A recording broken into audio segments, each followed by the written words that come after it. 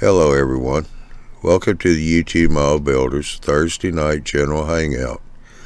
Thursday's Hangouts are for the general discussion on model railroading that we all can set a topic to discuss for the night.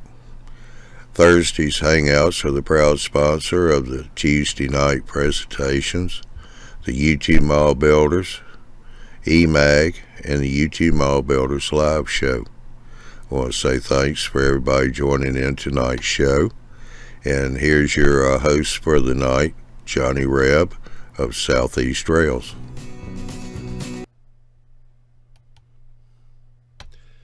Hello, everybody. How's everybody doing tonight? See AJ's already in here on chat. North Star, Andy.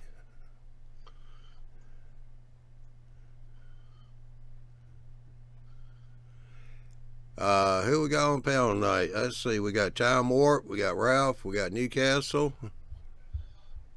We got Lee. And we got Andy. What am I seeing here on Lee? Lee's a railroad, brother. That's awesome. Yeah. Yes, sir. I'm making some progress. Making some progress. That's the same room you've been in before on Hangouts, right? Yep. Yeah. You're just looking at the other way. Yeah. How big is that? How big is what you're building there? That back part wall is all together 10 foot 6 inches, and then coming at you is 6 foot 3 inches. What's that about? 6 foot 3 inches there is about 15 inches wide, and the back part is 18 inches wide. Could be like an industrial switching layout kind of thing. Yep. There you go. Yeah, it's going to continue on coming towards you here in the camera, but right now I'm just going to do that part of it. So sure, build sections, get something up and running, get a sense of completion, satisfaction, and carry on. We get I've been buying dimensional lumber, so it's not cheap. It's not cheap at all, man. Yeah, but I tell you what, that little 3-year-old's going to have fun on those braces using them for monkey bars. From one to the other. Was that 18-inch centers on your supports on the wall? No, I skipped every other stud, so that my studs are 16 on center, but I've skipped. Okay, 32s. Yeah, That's what I put my brackets for every 32. They're fine. Yeah, I didn't need to go over. You know how light that bench work is. I mean, that whole section back there is really light. I mean, you don't need that much support for that. No. Unless my 3-year-old comes in here and decides to hang on it and pull on it. So that's why I put that bracing coming down, so if she were to grab the front part of it and pull on it, it won't, she won't pull it off the wall. Yeah. How far apart are yours, Bob, on that floating shelving you had done? How far apart you space them? See, I kind of did my bracing kind of random, so it was about 2 studs worth. Yeah, so 32 inches. Kind of random, so you're trying to do it artistically or something? Well, I kind of, yeah. Well, they kind of didn't fit all in a line. Yeah. Evenly spaced because I got a window in there, so some things hit certain areas, and the pieces of wood only were 4 feet across, so I only had to put it where it was going to fit. I did the same thing. I got a 4-foot space here or there too for window or door, so it's fine. It's supportive enough. Model railroaders, we always overdo this. Well, the way I did mine is I basically put a big solid 2x4 all the way across on the wall. Yeah. And then I put my brackets where I needed them, really. So it didn't matter where the studs were because it was already mounted to the stud with that 2x4. Yeah, you were spreading the weight out. So, yeah. Well, how deep is that, Lee? Is that 16 inches or so? This part here is 15 inches. Yeah. And then this part back here is 18. Got a question for you, Lee. What's that? I got a question here for you from Tony. He wants to know, is that a kit or did you build a shelf yourself? No, I built it. It does look like a kit, though. The holes are perfectly aligned and everything. And they make the benchwork kits for people. A lot of the British modelers buy those module kits for what they call deck.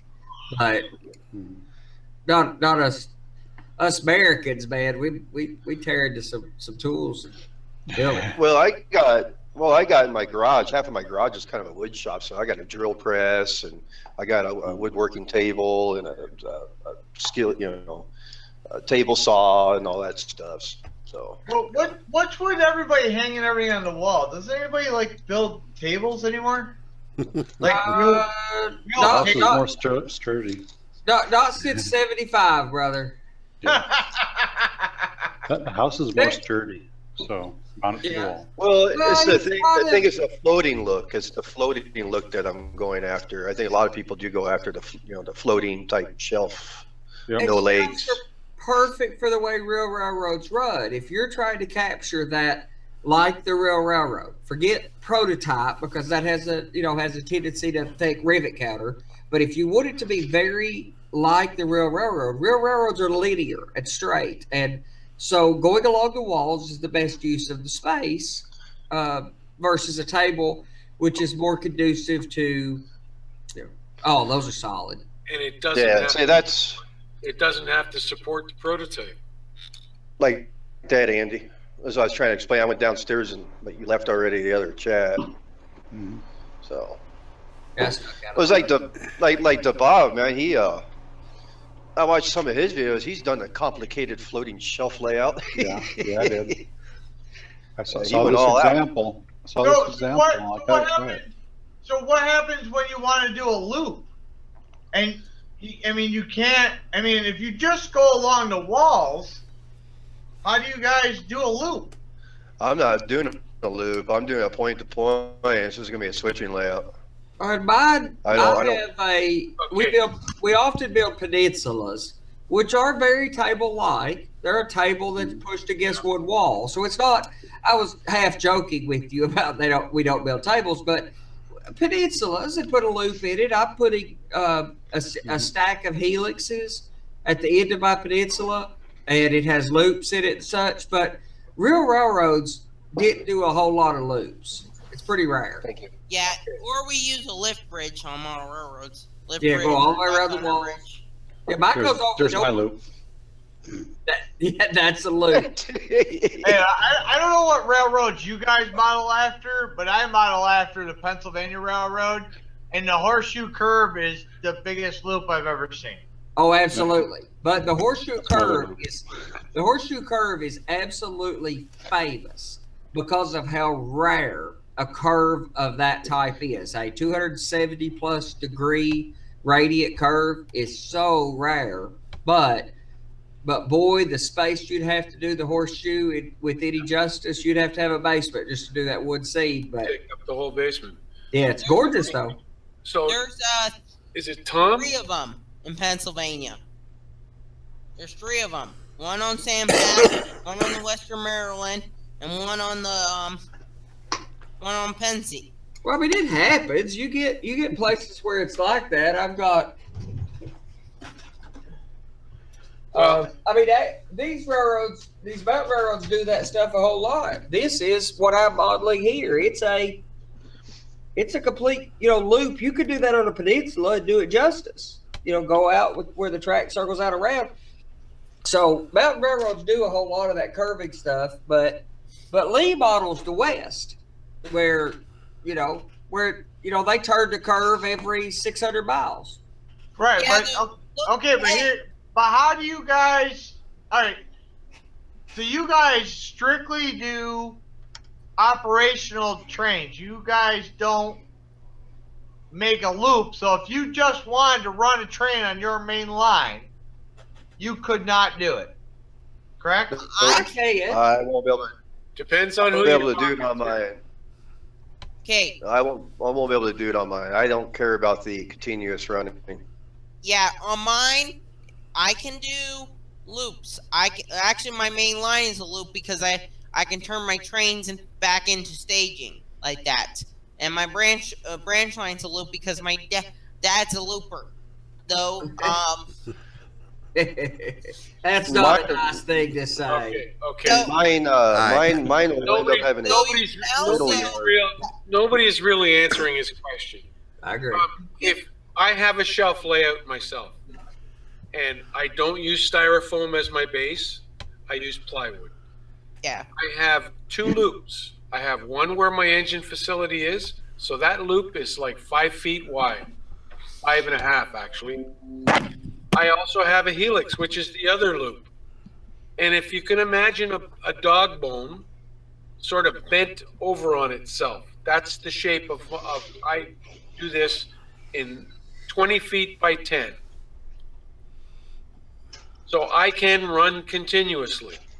Yeah, and you can also what's out there? There's like a board you can buy, even with a DC layout, and it'll reverse your train back and forwards. Yeah, I don't Well, want to. that's not continuous running. No, not at all. Mine's I have 2 lines that run back and forth, sure. but I also have my main line that runs continuous, and it's 3.4 scale miles long. Well, mine could be ran continuous. I could turn a train on and let it run. Right now, it's just a loop around the room, but as it grows, I'm going to do loop to loop. So it can turn around at the top, work its way back to the bottom, and vice versa. So I can turn a train on and just let it run, but there is not a circle per se. Yeah. My loop will run along the top, come back, and then loop the bottom and come back, And that's what and mine then does. loop the top again. Yeah, I can do I run my passenger trains around the loop, a lot. My freight trains barely because I'm more of a prototype guy. So, also I use the loop as a clean track. I run my clean car on the loop. That's another benefit of having a loop, though, is you don't a clean car and just let it go around the main line. Yeah, I'm going to do my cleaning my cleaning trade of a few cars. We talked about a lot of hangouts, but my few car cleaning trade that I'm kind of deciding off from Ralph's ideas that I'm unabashedly stealing. Though I'm going to run that, keep it in the top staging yard, and it will run all the way down the railroad, navigating many of the tracks, then turn around, come all the way back to the top. So it will, it's not a cleaning oven. I can turn it on, let it clean all the track, and it'll come back. So it's kind of like a loop, but it's a loop to loop. So you're basically going back and forth. You're really not looping. I'm putting a loop at each end because my trades are too large to back all the way up. I mean, I'm running 30-car trades, so I can't run a 30-car trade backwards all the way up the layout. I mean, I'm not saying it's impossible. I do good enough track work it could, but it's less than ideal. Not to mention, you couldn't back a trade all the way up to the top because you have to have helpers to get to the top. But you couldn't just turn a train on my layout. You can't just turn a train on and let it run anyway, even if it was a big circle, because it has helper districts and where it has to have a helper couple up, and you would have to manually operate that train to get it up the top. You could turn a short train on, or like the passenger train on, and it could go up, turn the top loop, come back down, turn the bottom loop. And just that way I could hang out in the room and work on stuff, or talk to you guys, or any of those other things that I'm just sitting here doing, and a train could just be running in the background. And that is possible. You still have your DC transformer still hooked up? It's sitting over there. I could hook it up. Why don't you just show them around the loop, or do you want me to turn on Mikey? Part of my loop is in the middle of the room, so I got part of my loop is down where I'm doing this water stuff, like I've talked about a lot lately, and me and Ralph have worked on. So I'm missing 8 foot of loop, and I can get the trades up pretty fast, but they won't jump 8 feet. No, I have 2 loops. I'm just trying to understand what the modern modeler is doing. There's not a single answer. The thing is that the thing I would have to say about modeling modern style, and I have an interesting perspective on this because I got out of the hobby for years, or stopped being an active modeler, was an armchair for a bunch of years, and then came back a few years ago. So I had to go look at what everybody else was doing. Shelf layouts, a lot of point-to-points, a lot of railroads that are stubby and staging where you can't just run them. That's quite common. But you still see tables. You still see tables. Well, and AJ mentioned in the chat over there that a lot of the apartment modelers build tables and freestanding layouts. So there's a lot of new techniques in the hobby, but the old techniques haven't gone away. So modern people they're building modules and shelf switching layouts and point to points and it runs the entire gamut, and we're all modelers the same. And like for me, it's the space that I have in the and I want to do a switching layout. Now at one end, it's going to be what they call a fiddle yard, where you take cars off and put them back on. British style. Yep. Yeah. My staging yard is a fiddle too, in that it's designed for you to get down there and take cars on and off. Hey, Bob. Yeah. Can you mute your mic, please? Oh, sorry. Or quit biting your fingernails, one of the two.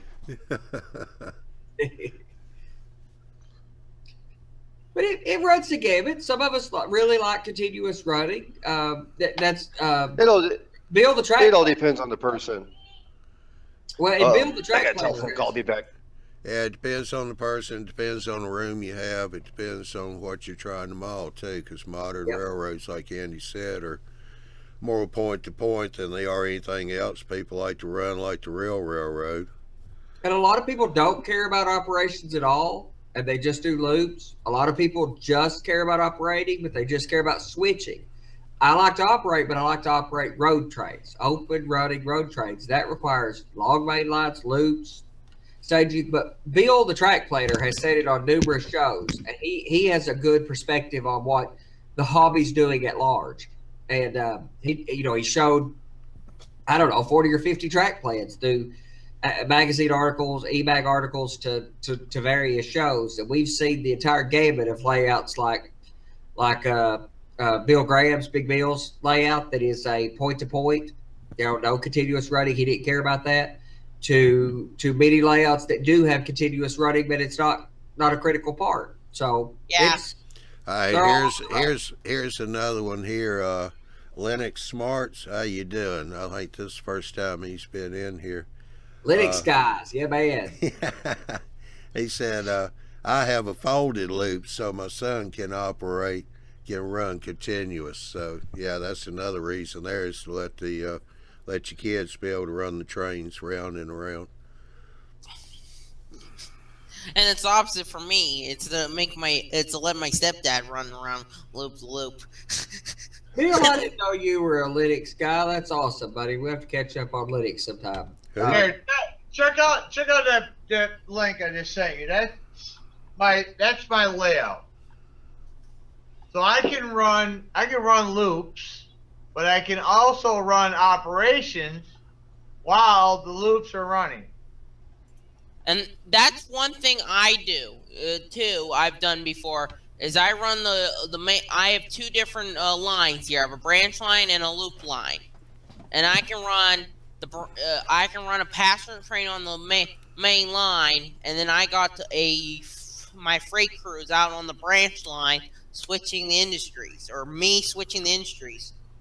Now yours is a folded dog boat, like everybody else. Like it's so popular in here that looks like a folded dog boat. You have a loop up top, and it makes its way all the way around the back through the yard, around the front side of the aisle, through that other little stub industrial switching area or what have you, and then makes a big loop around the bottom. Yeah, that is actually pretty popular design. Is like kind of like a folded dog bone. We have one Appalachian model railroader, one of the guys here. It would drive you nuts because it's all puffball trees. Oh my God. So it's kind of a folded dog bone, kinda, because it not a full dog bone. It has a like a balloon tracker reverses, and then one level's in the mountain, up in the mountain, one's below the mountain. Then when it goes back around, it comes to like a kind of like a Y. and that Y goes into staging. And Well, then you get a very long main line with a folded dog bone for given the small amount of space, given a certain amount of space. A folded dog bone gives you one of the largest loops you can get in the area. Yeah. Hawks, there's a link in the hangout, but I'll paste it for you too. Yeah, what you can do is also use that it's also would be cool is like have it folded dog bone though in the middle have it. I don't know. It's just operating. It's by direction. It's kind of an operating nightmare too, kinda for direction wise, running directional, kinda. And though there's a way to get around that. So Well, one thing that I say is quite popular these days is this pure layout design. John Armstrong, famous model railroading track planner layout designer, John Armstrong, talked about pure layout designs where a track only ran through a scene one time. And if you do it directionally pure, you are always looking north. The left is always to your west, right is always to your east, like you're looking at a map. If you do directionally pure track plan designs, they are the most prototypical for open running railroads. yeah. Yeah, but here's the deal, man. There's so many people out there that aren't interested in prototypical, Of course. and I you know, and I was talking about this in the other Hangout. hangout I was in, and I've talked about this on Facebook. I've actually quit Facebook because of this.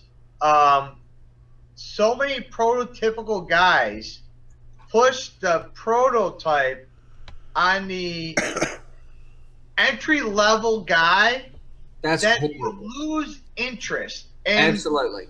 I just It's not good, and it's not the right thing to do at all in the hobby. I like the prototype. I do. I care about that, but I'll be the first to tell you it's not for everybody. It doesn't make anybody less or more of a modeler to be into it. It's just what interests you and what you want to build. I have no condemnation whatsoever for a 4x8 sheet of plywood with a loop of track. If you're in it, and like I've said, all the things I talk about that I'm into, if at the end of the day, your hobby is entertaining you, because that's what the job of all this is. This is our entertainment. Nobody's curing cancer here. If you, at the end of the day, are entertained by your hobby, you are a success. Yep. All right, here we go. We got a comment here from Mike S. A buddy of mine has a point-to-point layout, and if he wants to run a loop, he drops in a bridge section across the doorway. Otherwise, during operating sessions, they are industries when the bridge is removed. Yep, that works good. Yep. There's a lot of people do tricks. that way too. Yeah, there's a lot of tricks, a lot of ways to do it. There's not a right way. There's not a wrong way. Well, there are wrong ways, but there's a whole lot of right ways. A whole lot of right ways. Well, just like you said, I agree with you because it's just what catches your interest. Like before, I had just a loop of track, and I ran a train around in circles and did some modeling, and I touched a little bit on prototypical stuff, and it hit me hard. I fell in love with it, so I don't just model. I prototypically model. Loops tend to get boring for people, so not always. Some people could have a loop of track and be fascinated for 50 years. But what you typically see is people start out the hobby, they start out with a loop, and they gradually progress it and grow it and grow it. But after they've been in the hobby for a while, they're not very interested in turn them on and let them run and watch them run around in circles. They either go down one or two directions. They're either builders or they're operators or both. But they tend to go down one of those paths. Well, you want to give it more interest on operating it than just, running the train around and watching it go.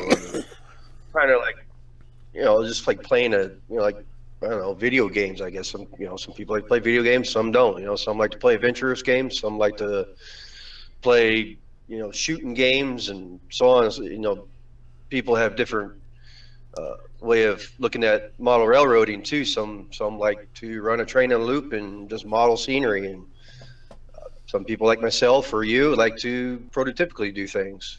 Yep. And I love the Well, operation. there's- It's a game. It's a big role But- game. It's like But race. just like you said, it's what makes you happy at the end of the day on what you want to do. Right. And Absolutely. I like both. I like, you know, I can realistically DC run 3 trains on my main line at the same time and leave them alone. And then I can also run my operations on my other lines while the other 3 trains are running on the big loop. Sure. Where DC starts to fall down is if you had 4 people, 5 people over to your house drinking coffee and walking around with running trades, walking with their trades and trying to run them. DC starts to have problems in that everybody has to have so much knowledge of how your railroad was wired to run it. DC So John Allen stops did it. you from with DC you're running the track, and with DCC you're running the locomotive, and you could forget about how it was wired. Now I still see there's purposes for DC. I'm not abject against DC like a lot of people are. If you have a small switching layout, if you're building something like what Lee's building with a small layout, DC's fine if you don't care about the sound and some of those things. But on my layout, where it's a straight open line, if there's 3 or 4 people running, DC gets to be a big headache. All right, I Yeah, got a but couple yeah, of if you comments look here. at my layout, if you look at that picture I sent you, I did. everybody can see what line, what switch, and my control boxes are all. So I can have 3 people running trains and knowing exactly what track and what switch controls what, just by the way it's numbered and laid out. Do they have to stand at that one place to do it, or there's no way for them to walk around and do that? Well, I wouldn't want anybody walking around, because once you walk around, you can't see back where the train was coming from. Yeah, That's see, why- I've intentionally destroyed, not yet, but as the design of my railroad matures, I am intentionally destroying a person's ability to see the end of their trade, or to see the town they came from, or to see much of the trackage ahead of them. They have to rely on the signals, and they have to rely on their trade orders. They cannot just walk ahead and see if the track's clear and run the trade, because the guy in 1950, the engineers of the Norfolk and Western couldn't cheat and run ahead a half a mile. Yeah. They had to use their intelligence to figure out what they should do safely. All right, And I But got a couple. the engineers in 1950 weren't paying for their own train. I got a couple comments here. Sparky 107 just he wants to know if anybody's seen the smoking video and has any ideas how to make it work. Mike also said he's got another buddy that has a trolley layout that goes from stage to loop and back to stage again.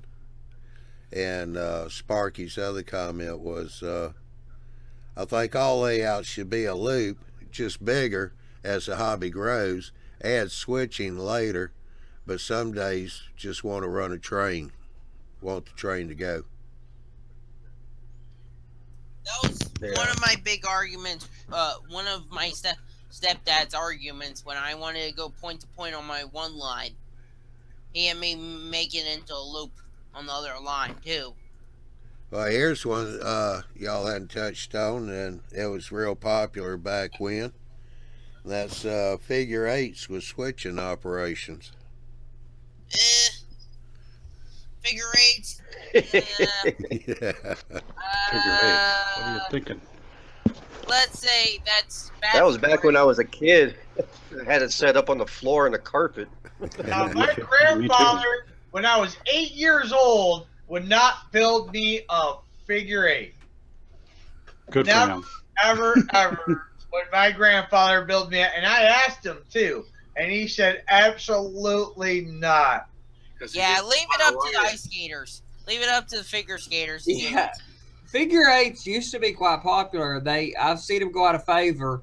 I know of 2 places in the U.S. where a track circles back on itself. The the famous Tehachapi Loop at Waylog siding on the Tehachapi Pass, and the Georgetown Loop Railroad in Colorado. Otherwise, it's quite uncommon for a railroad to circle over itself. Also, Georgetown Loop's like 6 or 7 or 8 miles to circle back instead of, so it's quite unrealistic to be crossing the caboose of your own train. Tehachapi is one of those few places, but figure eight's fine if that's the look you like. I've seen it done, satisfactorily. But if you're looking for something that looks like the real world, figure eights are difficult. And Sparky's smoking question. I've also used those Sooth smoke generators, and they're not bad for what they were and in their era. But if you'll go look up Dave Bodnar, Bonanar, Bodnar, go look up his. He took a e-cigarette contraption apart, cheap e-cigarette, and built a smoke generator out of it. And it smokes like a freight train. It's awesome. And it was a couple bucks. Well, say hey to Hawk, Scott, and Bill. They just joined in on the panel. Hey, boys. Hey, everyone. Do we have a full panel? 1, 2, 3, Yeah. 6, 7, 8, 9, 10. Full house. Good thing I got in here early. Andy, would that work for a chimney smokestack? Yeah, that's what he did. Dave Bodnar put it in a. He took a couple bottles, put a electronic cigarette element in one of those bottles, filled it up with that fluid, which is we were talking about this earlier tonight. Vegetable glycerin and propylene glycol, so it's food grade product, so it's relatively safe in the air. And he run it up a tube and stuck it in a factory or power plant or something, and then run it up the smokestack, and it smokes like the Dickens. It's awesome. It's really cool. All right, I thought that would kind of trigger our buddy professor here. He said, figure eight, Google Bay Freight Railroad from an RPM meet a few years ago. I've seen that. Yeah, I've seen that. I said it can be done pretty well, and I've got an old Atlas track planning book that had a really interesting figure eight with a Y, with the coal loadout on it, and I always loved that plan. So it can be done well. It's one of those things that can be done well, but it's often not done real well. The question is, and nobody's really asked the question, is it a crossing for a figure eight, or is it track over track?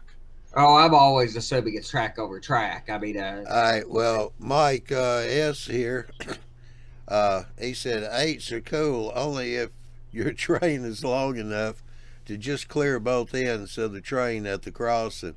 Did that at the IHS I worked at. Had to sand the caboose steps to clear the pilot of the F unit. Or have to brake real hard right as the caboose gets there to pull up the coupler slack. Yeah. Yeah, track over track is definitely the way to go if you can and if you have the room to make an appropriate grade. A typical 4x8 sheet like that old Atlas track plan that I always thought was so cool. That's a pretty doggone steep grade, but you'd have to run short trains on a 4x8 plywood layout anyway. So Yeah. My Tyco set that I got in '77 was a figure eight set up and fit on a 4x6. oh wow. Just barely. Yeah, but it only had NHO. 4 cars. Yeah. All right. Anyone that's interested in a smoke generator, I just pulled up a link for y'all to click on. Let's check that out then. Where do we get that link? In the messages. The left side of the bottom screen. I'll share it so the community can see what. Oh, there it is. And show Add messages. pro model? No. Harbor models. Harbor models? And this is what kind of is this using a typical smoke fluid, the oil-based smoke fluid? Yeah. I still have some of the smoke fluid, about 2 gallons of it. $129? I used it in my rideable size electric locomotives. It works great.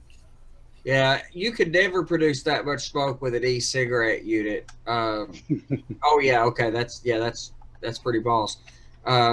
This Dave Bondar fellow though, he did this thing. I mean, it's dirt cheap. I mean, $2 or something.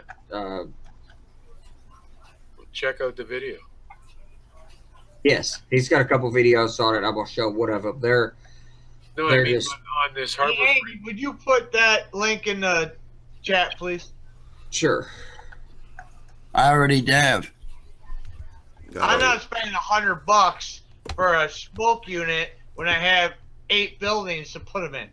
Well, if you look at the video, he shows you how to do 2 of them right off the bat in the video from one generator.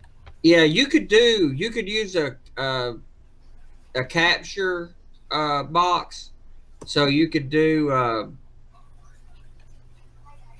Yeah, but my buildings are 15 feet apart.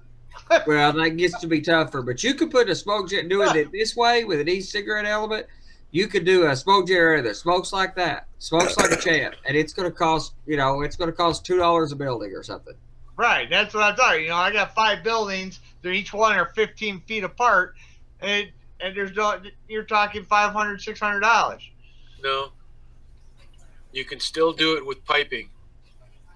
Yeah, you could pipe them together. I'm going to do piping and a capture basin or a box under my layout because I want to put fog. Oh, so you're saying you buy 1 unit and you pipe the rest in?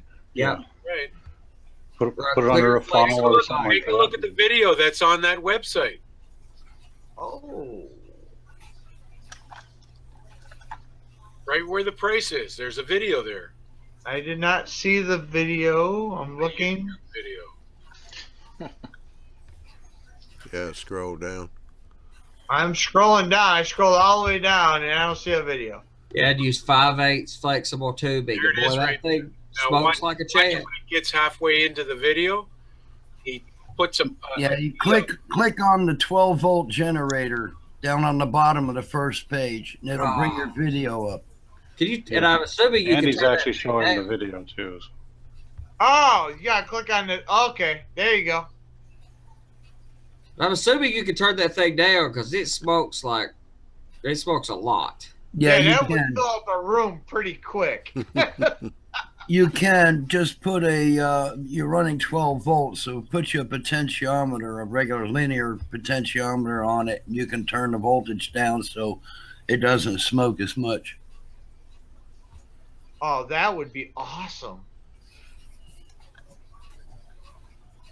Yeah, but think about it now, Andy. With your little cigarette device that you have, how often do you have to clean it of the dark material that's generated by the smoke? Every 6 months or so, but I'm not running it constantly like I would on a layout. Right. So you imagine with all this smoke being generated by your buildings, it's collecting on your walls and everything else. Yeah, it's an oil-based product. That's probably most of these smoke generators. The woods that I've looked at for doing the fog on my layout, because I don't want the oil-based, is the aquarium smoke generators. They are a water-soluble fog solution, so they don't oil everything up. They use water. Yeah, it's a water. Yeah, I mean and also if you run it into a chamber, you could cool the smoke down or fog so that it will sink instead of floating away, because these e-cigarettes are so hot that smoke runs away, which is fine for a factory. But for that fog effect, I want it to lay, right down in this river basin. Yep. Check out this link I put in there. The only bad thing about using e-cigarettes is that those little units that actually cause the heat burn out too damn fast if you keep them running. Oh yeah, you would have to. What you'd have to do, there's no question. You would have to have. You would have to have a catch basin and catch the fog or the smoke, which is what I'm going to do anyway. build up a bunch of smoke in a square box. And there's a guy who does G scale, Landrel something, you got a YouTube channel, does G scale. He built a big old box and caulked the inside of it, and he builds up fog with a fogger, captures it in that box, and then when he wants fog or smoke out of a certain factory or at a certain place, he opens that valve and turns a fan on to actually fog that particular thing up. He's doing that electronically with aquarium controls. Uh-oh. And I've seen that layout Vickers Chandler talked about with Dustin on lighting. Yeah, y'all check out Lee's picture. I got him full screen. Oh, we're going to get to see how the Jungle Gym holds up really quickly. Yeah. Yeah, you done the gun said something, didn't you, John? Huh? I said you done had to go and say something. She heard her ears ringing. Oh. Yeah, found something to play with. That's all right. She could enjoy it just as much as me. So you know what to get her for Christmas? Wood. Yeah, you know what? You know what? It's funny. You know, we could buy her all the nice little toys, and she won't play with them. But you get her junk, she'll play with that more. Yeah. Mm-hmm. And she'll leave it in places you don't expect it, like right there. Yeah, like right where I step on it in the morning when I get up. Oh, Prof, Oh, I've yeah. seen this layout that he's posting links to. It was like a square piece of, it was like a square board. I mean, a round piece of board with this, kind of figure eight or folded figure eight design. It's a pretty interesting single industry on a 36-inch diameter round table. He pasted links in the YouTube chat on it. It's pretty impressive.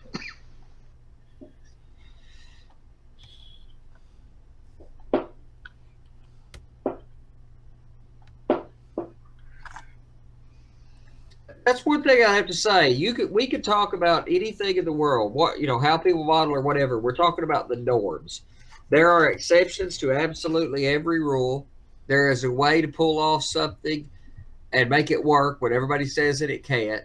I would just say that what we're typically saying is that if you go look at 100 figure eights, 99 of them are not great track plans, but there are exceptions to those rules. Correct.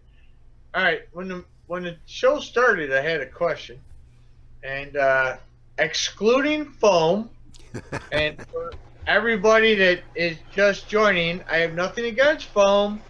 I'm just doing things the way my grandfather did because that's a connection I have to my railroad. Mm-hmm. I don't need to, but I want to create a road coming down out of one of my mountains for a logging road. Now, I typically use either wood and plaster, Sure, or paper and plaster cloth. Does anybody have any suggestions how to create a road out of one of those two materials? Oh, I was going to say foam. Too. Plaster makes a great road surface. I mean, do your substructure like you always have. I used to do roads out of plaster years ago, and it makes a great plaster. Plaster makes a very good road substitute. I've also used spackle. That works really well. It's what Mike Confalone uses, and you can add pigment to it. Just a couple drops of paint.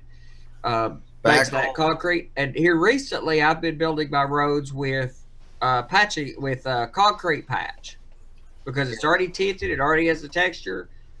If you want to be able to work with it without it drying so fast on you, use spackle.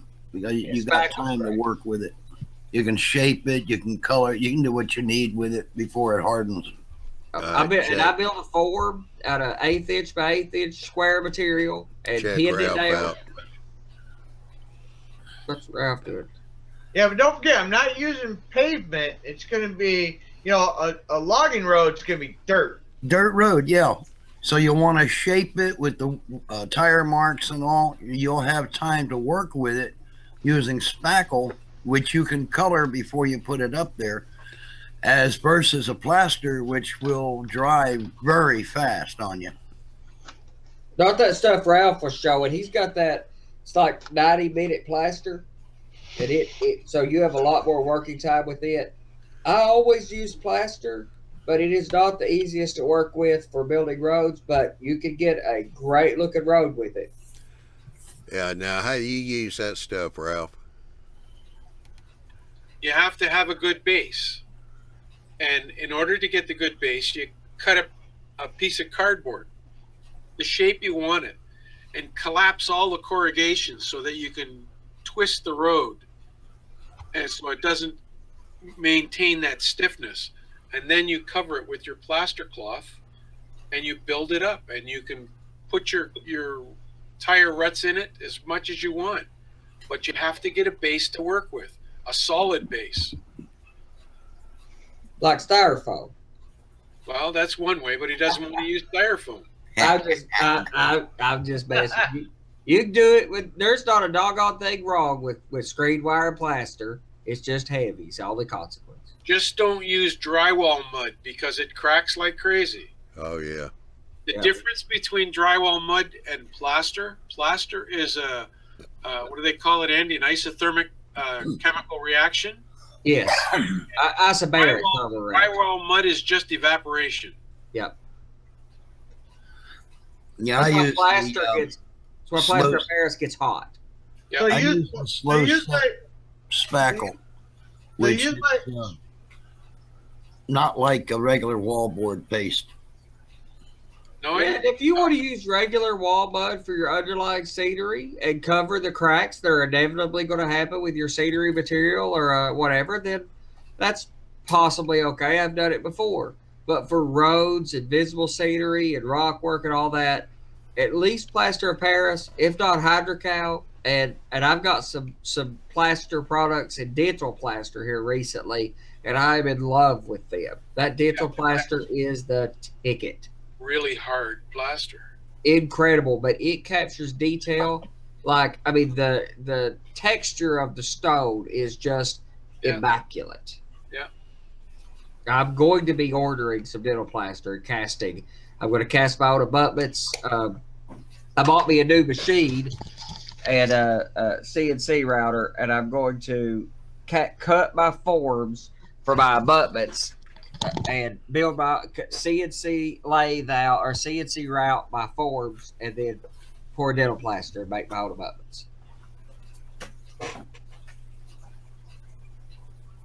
So, did we answer your question? Yeah, yes and no. I'm also thinking about what to use for the base, as you said, below the plaster to get that road line started. That's what I said. Use a piece of cardboard, cut to the shape of the road. Yeah, and support it with whatever you're using on your existing framework. If that's wood risers with screen going away, then do what you know. Nothing wrong with that. That works. Put you a couple risers up, slap some screen over, and then put that cardboard down like Ralph's saying. And as per typical with our community, there's 10 of us, and you ask a question, you get at least 11 opinions. Yeah, and I'm saying use plaster cloth. Oh, so you're saying cut the cardboard out in the form of a road, and then set that on top of my base. Yep. And plaster right on top of that. Put plaster cloth over that to hold it in place. Let that dry, and then you can put all kinds of ground goop or whatever you want on top of that. Spackle, whatever. Sure. Ground goop makes a pretty good dirt road, but I have not been able to make ground goop work for a concrete road. He's going to use plaster, but for those of us that use ground goop, I've done pretty good with dirt roads. Done pretty good with getting the road foundation and slapping gravel or grout down to make gravel roads. But I have not been able to get it smooth enough for concrete, and I've got it wet and rubbed it and everything. It just doesn't do concrete. What are you doing in here? Well, it's just going to be a dirt road because it's going to be a logging road, so it's a temporary What are road. you doing in here? Yeah, so all you need is the basics. In my opinion, I would do the basic substructure myself, and then I would paint it. brown color, and I would sift dirt or whatever scenery material you want to work with. But I use dirt, and I sift it through a stocking. And I use Luke Talon's technique of taking a paint cap, putting the fine dirt in there, stretching a stocking over it with a rubber band, and then use it as a shaker. That is such a good applicator. Really, I got a triple wire screen. So I mean, only very, very fine things can get through this screen. Like sawdust would not go through the screen. Yeah, I use a T straightener. I have like maybe 11 or 12 different straighters because I make my own ballast, my own stone, my own riprap. I've got 10 or 11, 12 different size colanders. That's what they are, of different sizes. And a T straightener is about as small as I could get. But the dust, basically, silt or dust that I wanted for my dirt roads, I wanted so fine that a stocking, a woman's stocking, is the only thing fine enough to get you that fine of a particulate dust. Oh, all right. It's basically, as I go down through my steps of colanders, I start with, from large all the way down to these really fine colanders, and a stocking is my last technique if I want, like this, the dust along the edges of the waterway. That's all done with a stocking. Good to know. Mm-hmm. Aren't you glad you joined this group? And you get the 11 different opinions, and you try them out. It's all about what works for you. Exactly, and that's exactly what I do, man. But there's only room for 10 people in here. But all of those techniques would work. And there's a lot of people making roads out of foam core. Gino does it, and Ron Perry does it out of foam core. Kathy Millett has done it, and they look great. There's a lot of people who do it with styrene. They look great. It's not what techniques work. There's all kinds of techniques that work. There are some that don't, but that's why I'm saying there are wrong ways to do things, but there's a lot of right ways, and it's the right ways that you like doing. Right. Like I said, I want to keep it old school. I don't want any new technology, new stuff. I just don't enjoy it. I work with, I'm a computer programmer. I work with technology every day. I don't want to come home and do it. I want to come home. I want to do stuff the old school way, right or wrong. I can appreciate that. And I'm an IT guy by trade. I do computer work as well. And part of the reason getting into the hobby was to give me an outlet that was other than technology, to do the artistic stuff, the art, the scenery, etc. But the more I get into it, the more computer stuff I do on my own layout too. So but I get to do a lot of artistic stuff too. And we have to put up with them. Have to, maybe yes. Not. That's like, there's so many of these things. Have to, get to, like ESU says about their Loc programmer for doing it. Do you have to buy that to use ESU's Loc sound programmers? No, you do not have to. You get to buy it. You don't have to use it, but you can do these other advanced things. You don't have to put up with it. You get to put up with it. Well, I have a question for you. Are you said old school. Are you going to operate under DC, or are you going with the newer DCC? Oh, you got to see his DC stuff, man. He's got a heck of a DC setup. Yeah, I'm all DC. I have 20. Well, I have 20 transformers in my main, and then I have 2 transformers in my sub panels. I'll send you a link so you can see it. But you know what? These guys can say whatever they want about their DCC.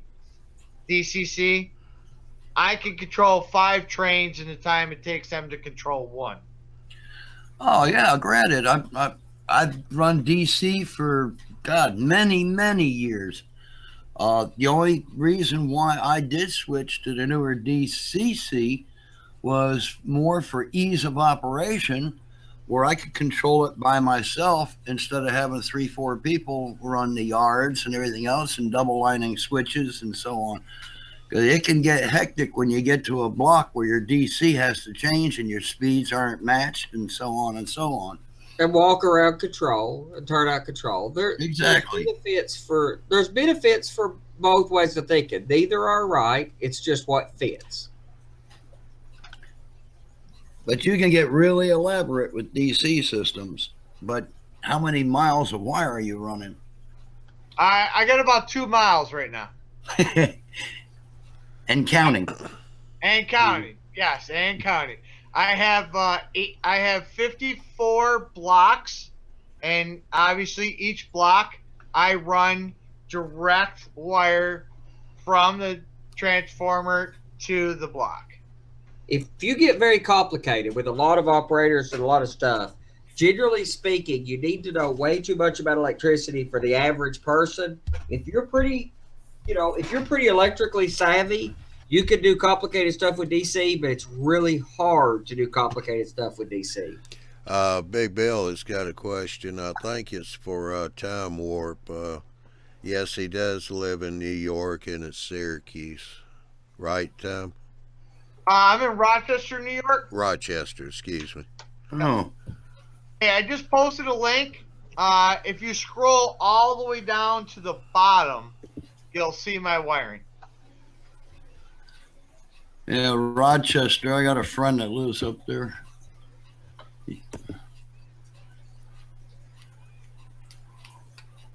Up old cold country. Yep. What are you doing up here? Huh? You say it's coal country? Yeah, cold. COLD. Oh, okay. That's something different. Yeah, those guys are freezing Right dead. off the falls, Pennsylvania was coal country. See his DC setup?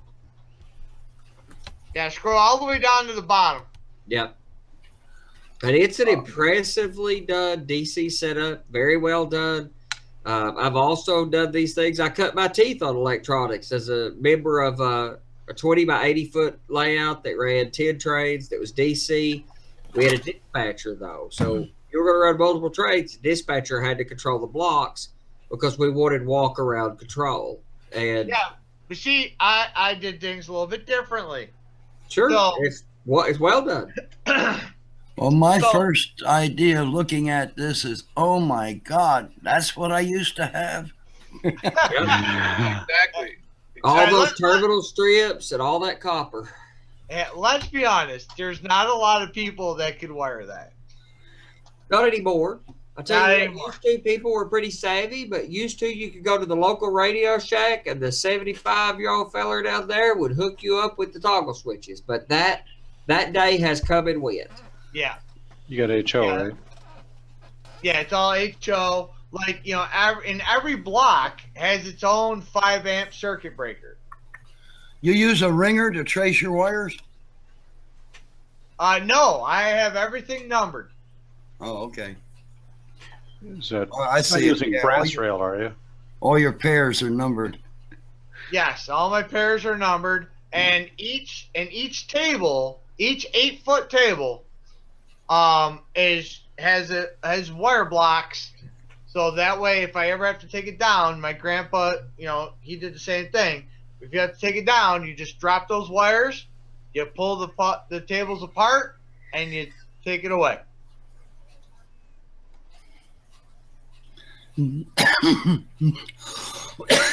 Yeah, I can do all that. I just don't want to anymore. Let me put it that way. Yeah, I enjoy it. I thoroughly enjoy wiring this way.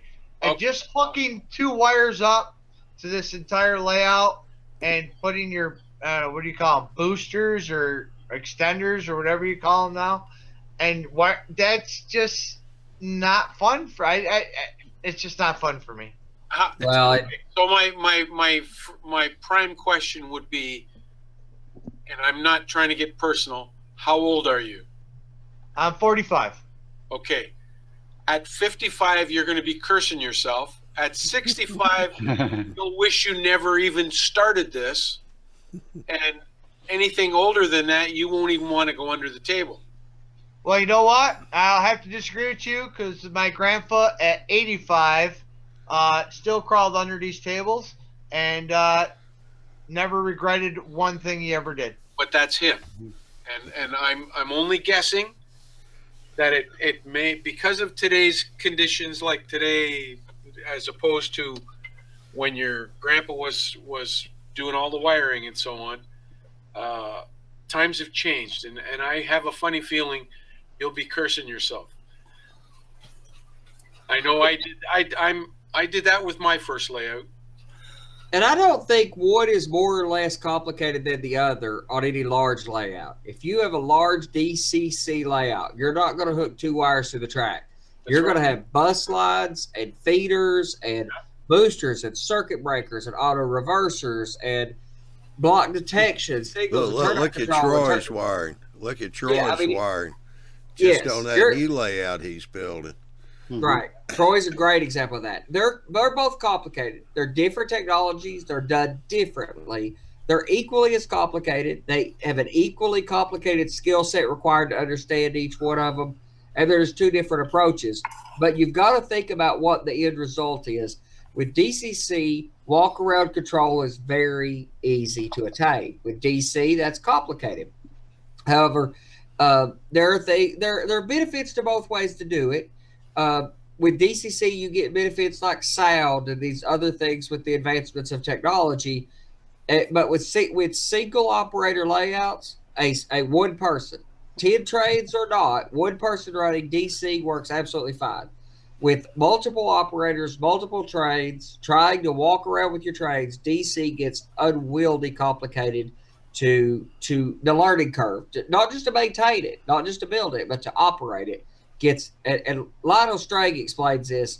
He calls it the silver switch philosophy or something. He's like, you're running trains. You've been running trains all night. It's running fine.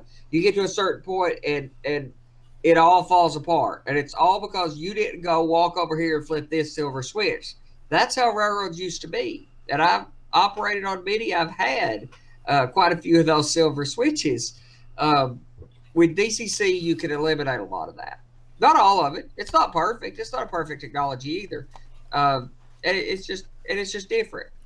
The reason why I went with the DCC, mainly because the point that I'm putting in now is the fact that I can run 2 trains headed toward each other in the same rail without having to worry about blocks and going here or there before they meet each other. I can switch it off to a siding. So it's for the Addams family effect. That's what you're going for? Well, wait a minute. So can I? I can run 2 trains in the opposite direction on the same track and switch one off. What's so hard about that? You just can't run them into, he wants to run them into each other. He likes cornfield meats. That's hard. You have to go into a block before you can switch your DC polarity. Where I can run 2 trains right and butt them right up against each other. The difference is with DCC, you are running the layout. You're running the track. You're controlling the amount of voltage that's on a section of track, and you're controlling a segment of track that you flip the right switches for. With DCC, you don't care anything about where it's at on the track for the most part. You're running a train. Wherever that train's at on the layout, your throttle runs that train. Whereas with DC, your throttle runs that section of track. That's the different philosophy. I'm not running the rail. I'm running the train. That's right. Yep. Yeah. To get back, Ron Boyce put a comment up here I wanted to get out. Ron's down there in Australia. He went, wow, that's some serious wiring. I may do trucks and cars with lights, but that there is scary, LOL, because ones of us that know Ron, he puts lights in vehicles. Yep. I tell you what, he does a good job of it. So he liked to look at that, Time's wiring scheme there. I love the look of Time's wiring scheme. It's gorgeous. It's very well done. It looks manageable, and it takes me back. It's doing exactly what he wants out of his layout. Is the nostalgia benefit, and boy, that takes me back to what we did back in the day. Yeah. Well, actually, we're talking about the layouts and why you're doing prototypical versus non-prototypical, freelance, or whatever. I mean, train modeling is about the same as computers. You build it for what you want it to do. Yep, that's it. Yeah, I don't build it for what I want it to do. I do it for the way it makes me feel and the memories that it gives me. Yeah. Well, same thing. Mm-hmm. Yeah, I mean, It is, I've after all, tried to your capture railroad. a memory. Yeah, I've tried to you're- capture a memory, and I've tried to capture a memory that I wasn't alive to experience because I modeled an era earlier than me, but I model a place that I used to go to. So for a lot of us, it's capturing the nostalgia. We just, look at it or do it in some different ways, but Yeah. there's a lot of nostalgia in all of it. yeah, we're creating miniature worlds. Is that where you got your first kiss, Andy? She didn't care a thing about the trains. Yeah, I'll be honest. Before I inherited my grandpa's trains in 1999, I was a huge Santa Fe fan, and I had a Santa Fe layout. It was only a 4x8. Once I inherited my grandpa's trains, I started researching the Pennsylvania Railroad, started learning about it, and now that's all I have. Have you seen anybody? Have you talked to anybody about that Santa Fe problem? Yeah. Tom snuck in here a little bit ago, You can talk so to Mark. you gotta I'm a jump in Pennsy here, guy. Tom. Just jump in here, Tom. Start Yeah, hollering. I found an opening in here, so I jumped in. Well, I mean, if you want to get in the conversation, you gotta do Okay. the same thing. Yeah, I'm listening right now. Yeah, I'm also a Pensy modeler, and Pensy, I'm an operation guy, and I'm trying to recreate also railroad I rail fan modern day, and also my pet I grew up with when he was a little. He remembers the pharmacy, his dad's pharmacy, and the railroad was right next door. And I'm really trying to remember. Also, I'm a history buff. I'm trying to remember the history of that era, also the history of when he was growing up. And it's kind of, and I've rail fanned in modern day. And we're trying to bring our kind of memory back, which I say his memory back of remembering how the railroad was. In a time that we didn't get to see. I didn't get to see I've seen the trains run for historic reasons, for the excursion trains, etc. But I never got to experience Class 1 steam on the main line, but I love the videos from Huron Rails and others. Those steam engines on that. So I'm trying to relive a memory that I didn't get to have. What we're really doing is kind of, for operations at least, the operation guy, we're kind of acting. We're acting what it was. Well, that's what Frank Ellison, famous Frank Ellison, one of the earliest model railroaders to give any credence to the idea of operating. He called it like a movie set. He said, trains come onto the stage as actors do, and they do their job and go away, and that is just as relevant today as it was in the 40s when he said it. Yeah, they look at and also we're also kind of artists. If you think of the art, so we're kind of taking, it's kind of like acting and art together, and with a little electronics and woodworking and all that kind of stuff in there. It's kind of like, look at John Allen. He was an artist. Both of which seem like a stretch for a little fat boy from Kentucky, but I'm trying. Well, I want to change the subject here for a few minutes. See, Bob's been working on some lights there. Yeah. Yeah, it's almost taking the whole show up. Of course. Yeah. It's all about me. No, I meant time warp. So, no. I mean, you done a pretty good share there, too, Newcastle. What? I haven't even showed any projects I did today. Yeah. Or actually, I didn't do any. I was actually out rail fanning and bringing cookies to the hobby shop and talking with the hobby shop owners for Yeah. about I don't know how long. All right. That's those Woodland Scenic lights, aren't they, Bob? Yes, they are. They're the gooseneck version. Did you modify them? What? Did you modify them, or if you used them stock, or? I'm using them stock. So I decided I'm just gonna kind of glue them onto the beams, and testing out a theory with, regular modeling glue or super glue. See which one works out better, dries faster. The modeling glue is going a little bit slower. I'm gonna try the super glue. CA's can be faster. My problem with CA is it gets brittle over time. Yeah, I totally agree. Modeling glue takes longer, but it's a much stronger hold, and it'll last a lot longer. Okay. Oh, it'll last a lifetime, but CA in a few years you may be working on it. Yeah, and my current CA super glue is split the tube, so it's all cracked. CA has shelf life problems too. It's only good for a few months, so. Yeah. Yeah, the glue I like using is a BSI IC gel instant curl. And one thing also, another thing is don't touch your mouth with your hands or a little stick with your glue on it, because you'll glue your mouth shut. Almost had that happen earlier. Why won't you gluing something? Newcastle? Why don't you give us a demonstration? Yeah. I hurt to try to apply my mouth open. Well, it's sort of like sticking your tongue on a flagpole in the winter.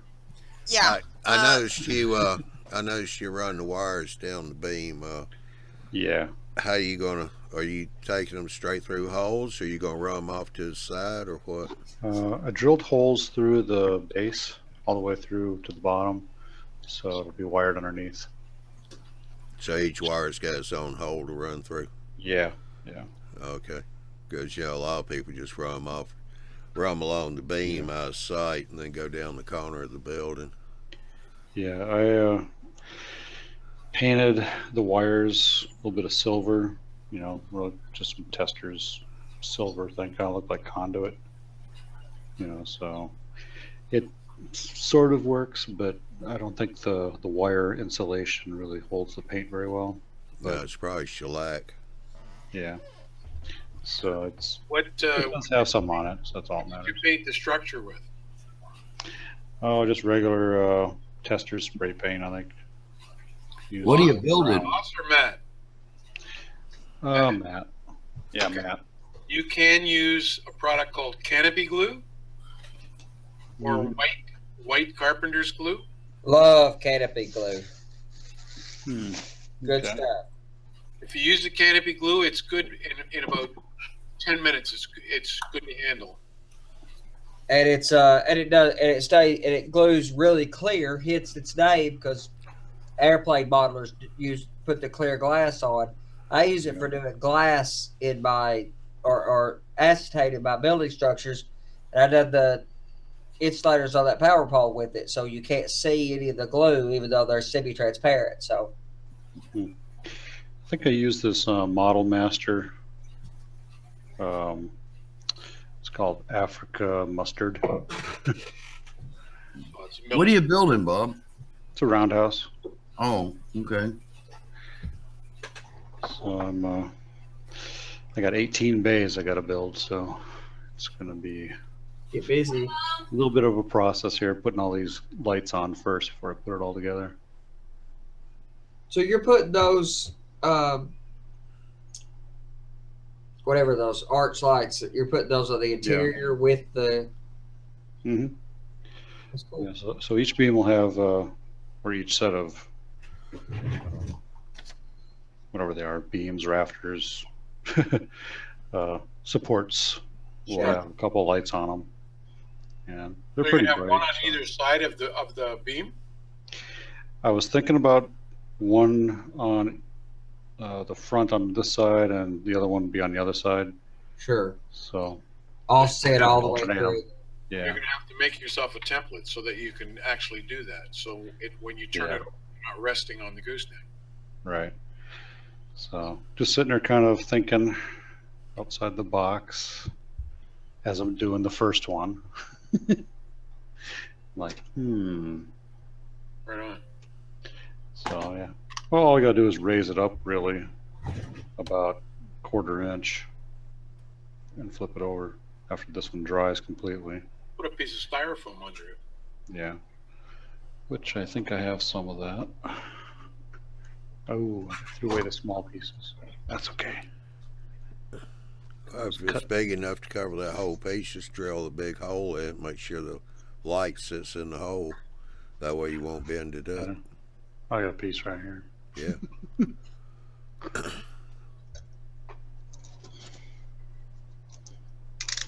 Comes in handy for a lot of things.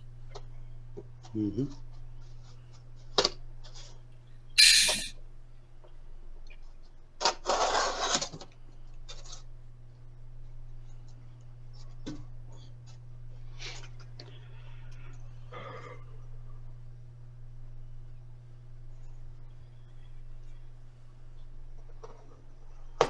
Watch your kneecap.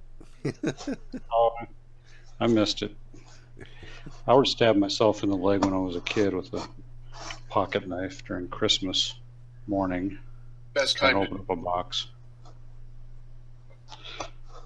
But it was a Christmas gift, and I deserved it because I pre-opened up all my gifts, so I knew what they were. And so I opened up the pocket knife so I could use that to open up the other boxes, and I went right through slipped and went right in my leg, my thigh. That looks a little dangerous to me. That's a little too close to something there. Yeah.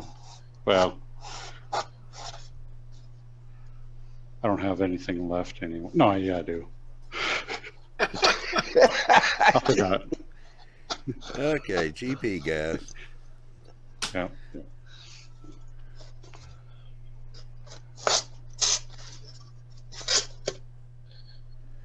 So how many of those You cutting braces? foam?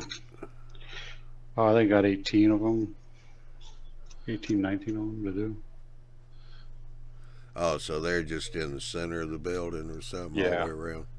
Yeah, you get they're on either side of each bay. Yeah. So.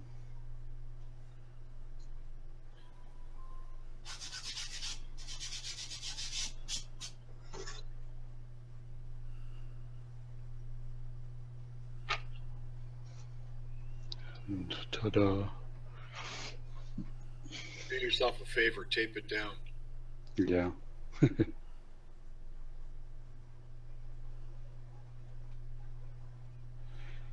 the next question is, do I glue the wire to the beam as well, or will it actually stick?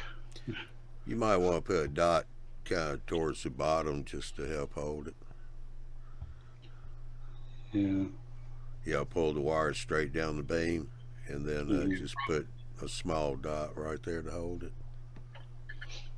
You can probably do it once you get the beam or the structure in place. Yeah, I'll probably do that then. The wire down. Yeah.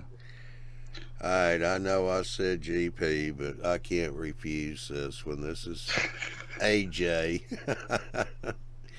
Bob nearly finished what the rabbi started. What?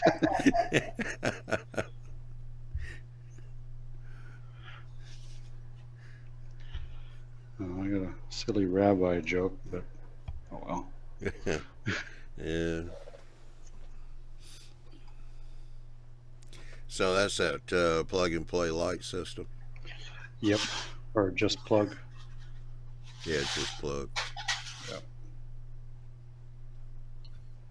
Now you're going to do what several of us had talked about and experimented with, the controller. Turns out like that building there, you're going to have all those lights. You could wire probably all of them into the same switch. Yeah, I'm gonna have multiple switches, so I don't have all the lights into one, because I'm gonna have 32 lights. So I'm gonna have a couple. Yeah, you'll have to break that up a little bit. A couple selectors will be switched on one switch, and then the other one will be another, and they won't be all right in the same area. They'll be, probably a little dimmer in one area, or a whole section could be off. I haven't quite figured it all out yet. Skeleton crew in there working.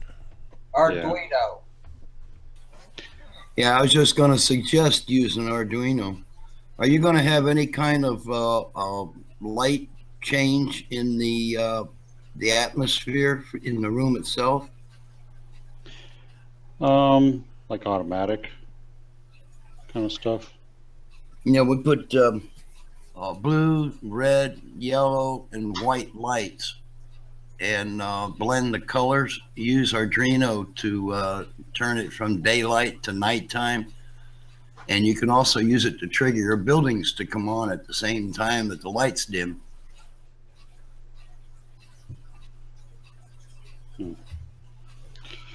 And I'm sure that Andy knows about that. Yeah.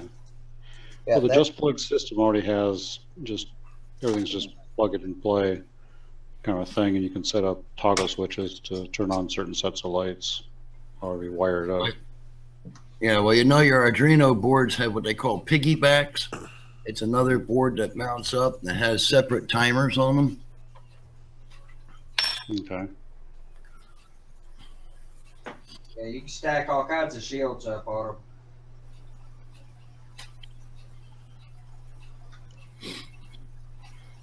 Just suggest another way to go if you're thinking about it.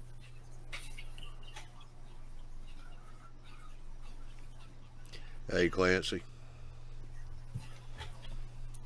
Howdy, y'all.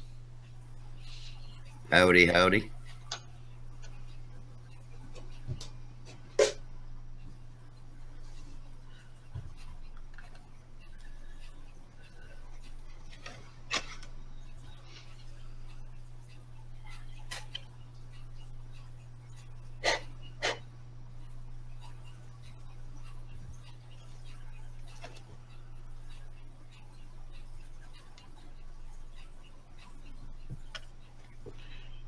This is going to take forever. Yep. Welcome. Thinking, yeah. Welcome thinking to it was some sort of paste or something. I say welcome to N scale. Yeah. That's the whole glue thing. It would be just as tedious in HO. Yeah. Yeah.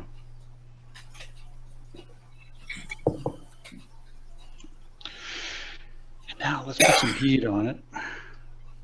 Keep it nice and warm under this non-LED light, an actual light bulb. An incandescent light. Yeah, it's old school. So, ooh, warmth there. Wouldn't leave it on too long if it's getting pretty warm, because you might melt it into the styrene, or styrene melt and grab it. Yeah, raise it up a little bit. Yeah. It's not that hot. And we'll solve his concern over needing to glue it. Yeah. It might not be a bad thing. Mm-hmm. Just remember, if you go put greater weights in there, remember to leave good access, because you'll be back in there. But that's what's so good about those wooden scenics. They're already LED. They're dimmable. They're a very, very economical way to have good lighting. Yeah, we found that that controller, you don't necessarily have to have just one light per switch on it either. You can actually wire up a number of LEDs to each switch. So if you got a number of them that's doing the same thing, just being turned on or off or dimmed at the same time, you're not stuck to just one light per dimmer. I think Miles said he had hooked about 30 up to one of them.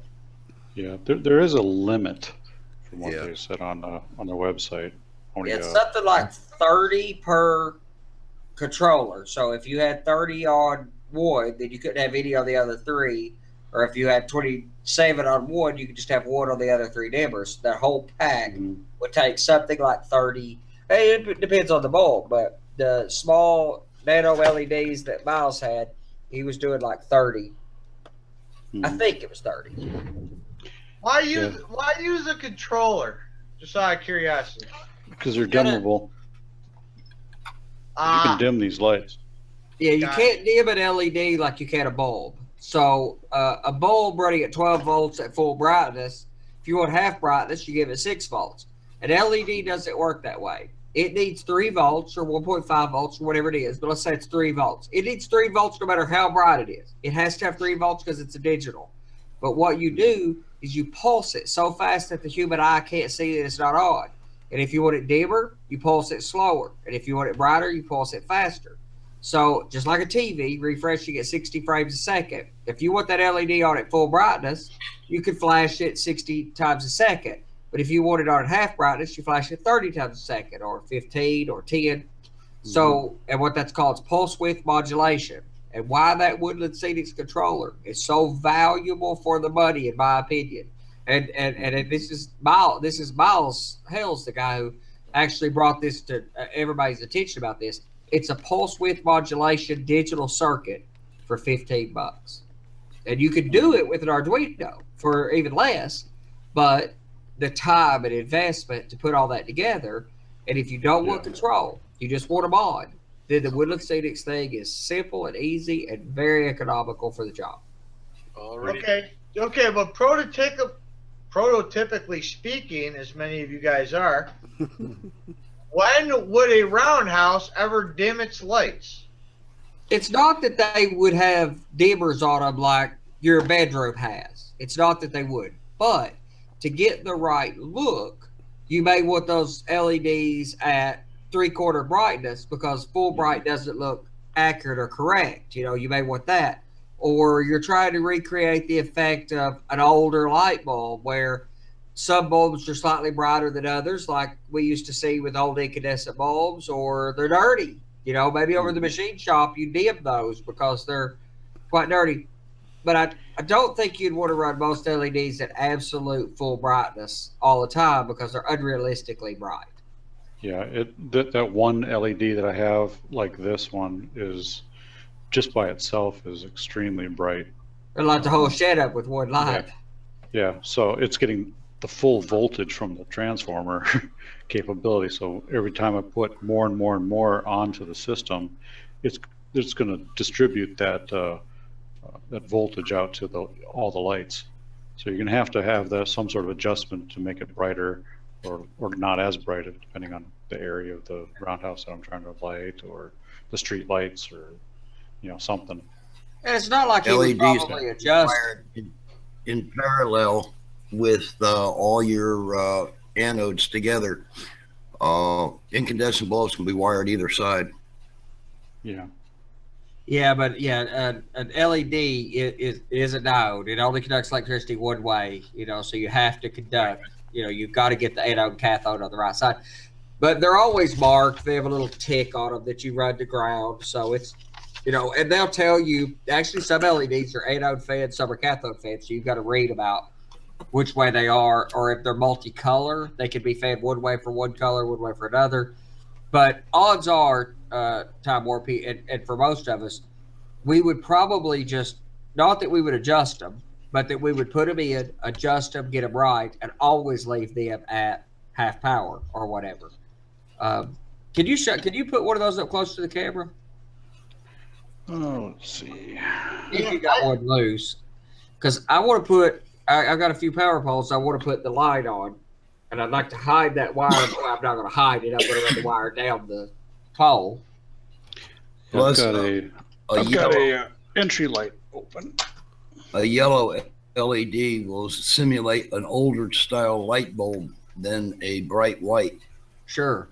Yeah, but you can also get warm white and what they call sunlight. Yeah, I like the warm whites. Right. That's my favorites. They're extremely bright, though. And that's, like if you wanted to do fluorescent lighting, that would work for that. There's a little trick to dim down an LED that doesn't require any electronics at all. If you take a black Sharpie and put a dot right in the center of it, Yeah, it'll tone it down and it'll give it that golden glow. those look good, man. Those are good looking lights. Those are outdoor entry lights. Front the door porch or lights or something. whatever. Yeah. Yep. I'm going to get the arched visor lights to put on here, but what I wanted to see was those wires. So if I got both of those wires taut down this thing and painted it, it'd probably look like a piece of conduit run down. I don't know. I got to think about how to wire that on there, not destroy the. Where'd you get those, Bob? Oh, I've got these from Model Train Stuff. Who? ModelTrainStuff.com. But they're actually Woodland Scenics products. Okay. I'm looking for some small end gates. Yeah, they've got these entry ones. They've got the gooseneck kind, and then That's they've what I was got talking about. street lights. Yeah, I want the couple building different entry ones. Yeah. I got some of these globes with the 3D printed stuff. There's 6 of them on a sprue with the 3D stuff I ordered here recently, and they're semi-frosted. That's what they are, frosted ultra detail, FUD, FUD, 3D printed, so they're semi-transparent.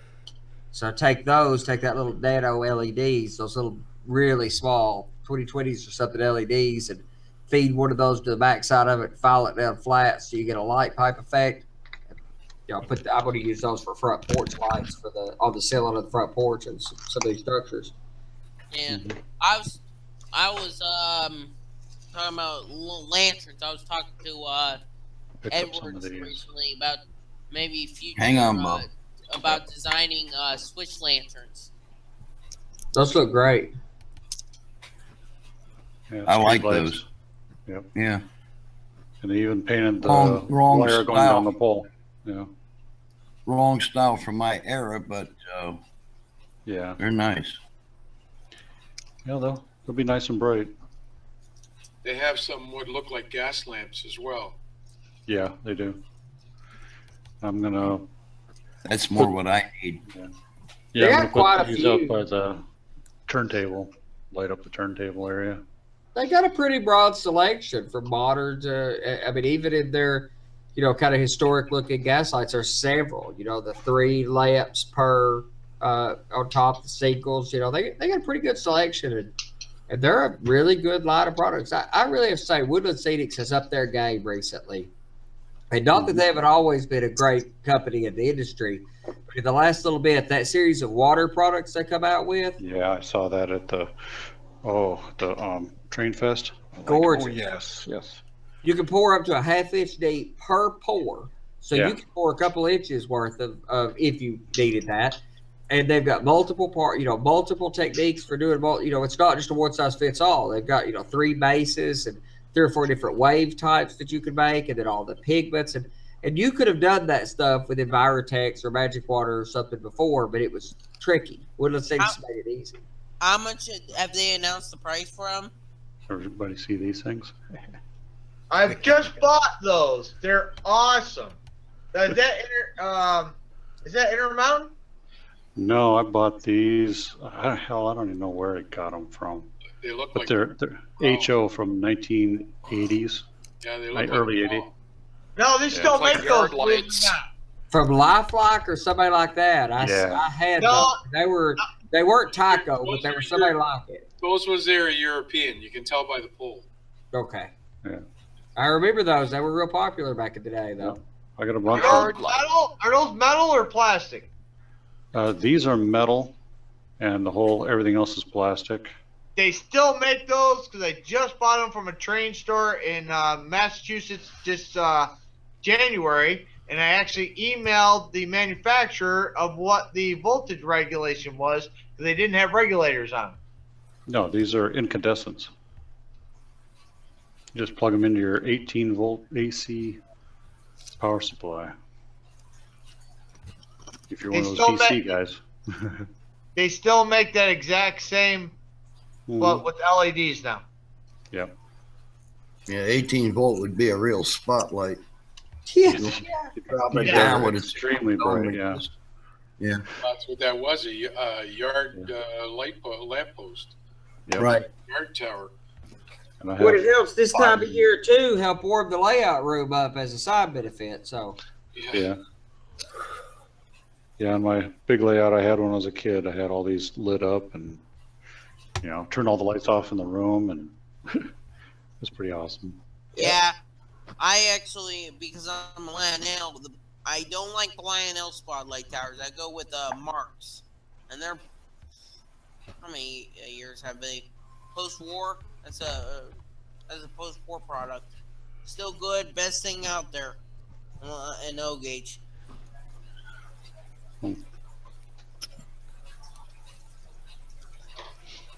I think I have this glued. But now you have to take it right to the layout because you can't lay it down anywhere. I can lay it on some foam. anybody else worked with any of these 3D printed parts? Well, Or just shove them down in there. I'll tell you what, Bob. Got any clothespins? Yeah, right. Yeah, I've got some clothespins. You can clip a clothespin, one on each one of the posts, about in the middle there, and one going one way, one going the other, and they'll hold it up. Hold it up for you. Or just take another piece of scrap styrene and drill some holes in it and just drop it down in the holes. Yep. That's one way of doing it. Probably thought about doing that, just kind of push it down in there.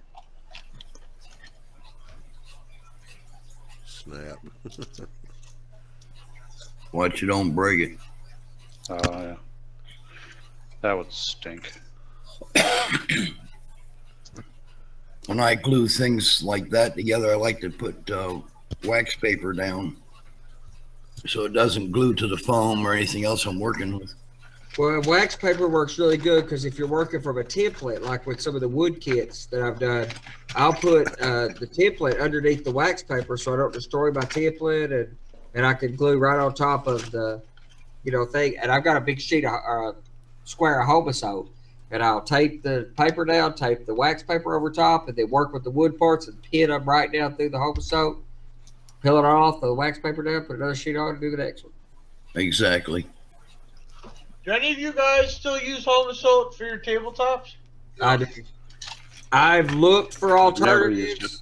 We've talked about that a lot, even on here too. I've looked and looked for alternatives to Homosoap. I tried Silatex Silatiles. I tried blackboard insulation. That's one of the few tricks that I've used most of my life that I still use today is Homosoap because I cannot find a substitute for it. I know Lee uses it, though I think he's out. Only certain areas of the country can even find Homosoap anymore. And that's not even true Homosoap. It's a generic now. Well, it's hard to get even at that. And there's a company making a very similar product that has been hard to get, but that is likely to get easier to get coming on. It's a product called Bicor. That is a paper product, basically, that is a byproduct of the steel slag industry, that it's a fibrous material. That has a bright future, but for us to get it, but Homosoap does not have a good future. That's going to be hard to get. If you guys have a Home Depot in your area, Home Depot carries Homosoap. Not all. Yeah, the only people that carry it in my area, we got a Home Depot, a Lowe's, and a Menards. Menards carries it, but they've been working on the same pallet for like 5 years. And when they run out, they won't get it again unless I order a whole pallet, which is 50 sheets. And I'm not going to need that. So why are they not using? Just nobody's buying it. They bought one pallet of 50 sheets for this store when they opened the store 5 years ago, and they've still got a quarter of that pallet left. I'm the guy buying their Homosoap out of stock, and they're not going to restock it. The stuff you buy today as Homosoap is a generic. The original Homosoap is not being made anymore because of the bug chemical that was produced in it. It's still a paper. It's still a paper-based product. It's Yeah, just same way, basic the thing. joining difference between the old homosode and the new homosode is the way they glue the paper together. No, it's the The old stuff chemical that they use to retard bugs. The old stuff used to have asbestos in it. Oh my God, you're going back 80 years now. No, only back to the 70s. Well, the homosode my grandpa bought in the 80s and 70s didn't have asbestos in it. I'll bet No. you did. No, No. but it did have a bug killing chemical in it. Correct. That's And why they that's stopped making it. been gone. A bird killing chemical? Bug. Bug. Bug. I don't expect a lot of birds in my land. Bugs. Oh, bugs. Oh, yeah, okay, good. Termites and stuff like that. Termites.